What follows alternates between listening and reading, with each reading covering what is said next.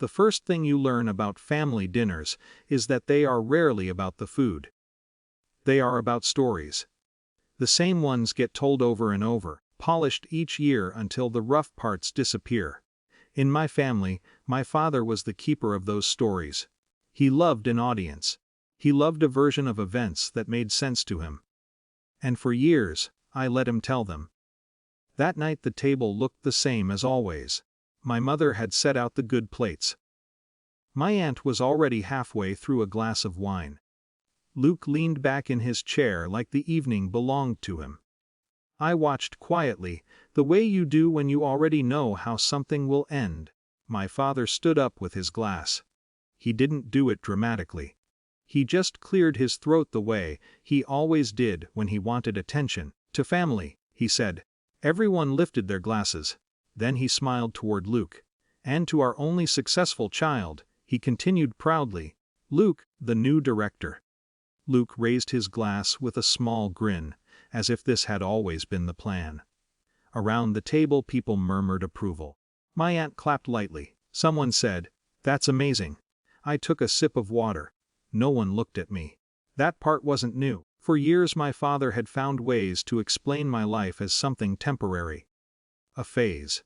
A job that sounded less important when he described it. A role that somehow never quite counted. At first I used to correct him. Later I stopped. Not because I agreed with him. Just because the conversations never went anywhere useful. But something about hearing him say it that night, or only successful child, felt strangely clean. Like a sentence that had finally grown big enough to collapse under its own weight. I set my glass down. Then I smiled. How is he enjoying cleaning the executive bathrooms? I asked. The words were light. Almost casual. It took a second for the table to catch up. Luke blinked at me. What? He said. My father chuckled awkwardly. Very funny. But no one else was laughing. I leaned back in my chair. The building on Westbrook, I said calmly. Our company rents the top 3 floors. Luke's expression changed. Not dramatically, just a tightening around his eyes. The maintenance crew comes through after 9, I continued. Bathrooms, hallways, trash bins. No one spoke. My aunt lowered her glass slowly. Luke shifted in his seat. You don't know what you're talking about. I shrugged gently. I've seen you there, I said. Twice this month. It wasn't cruel. Just factual. My father looked from Luke to me, trying to reorganize the story in his head. Luke told me he was promoted, he said carefully. Luke stared down at the table. For a moment I thought he might double down. Insist. Turn the whole thing into an argument. Instead he said nothing. The room became very quiet. I didn't press it. That was the important part. I didn't need to win anything.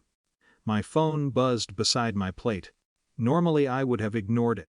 But I had been expecting a call that evening about a contract decision, so I glanced down and answered. Yeah, I said simply. A familiar voice came through the speaker. We'll need final confirmation on the Vancouver office, my operations director said. If you approve it tonight, we can move forward tomorrow, but finance wants the CEO's sign-off. There was a pause. Then she added, Are you good with that? Lean back slightly. Yes, I said. Send me the numbers and I'll finalize it. Perfect, she replied. Thanks. The call ended. I set the phone down. No one at the table moved. My father stared at his plate, as if the food had suddenly become complicated. Luke looked like someone trying to decide whether anger or silence would help him more. Across from me, my aunt slowly exhaled. No one asked questions. That surprised me the most.